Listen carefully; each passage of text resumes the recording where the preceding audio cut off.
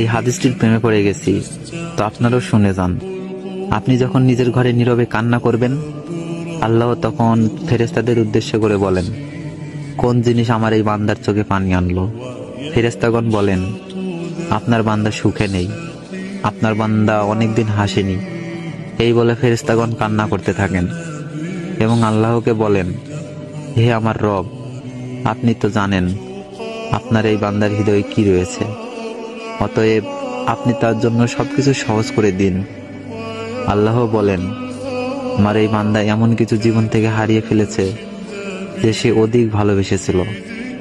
অতএব আল্লাহ বলেন, আমি শপথ করছি, আমার বান্দা যা তার জীবন থেকে হারিয়েছে তার চেয়ে উত্তম জিনিস আমি তাকে এনে দিব, যা দেখে দুনিয়া ও আখিরাতে সবাই বিস্মিত হবে।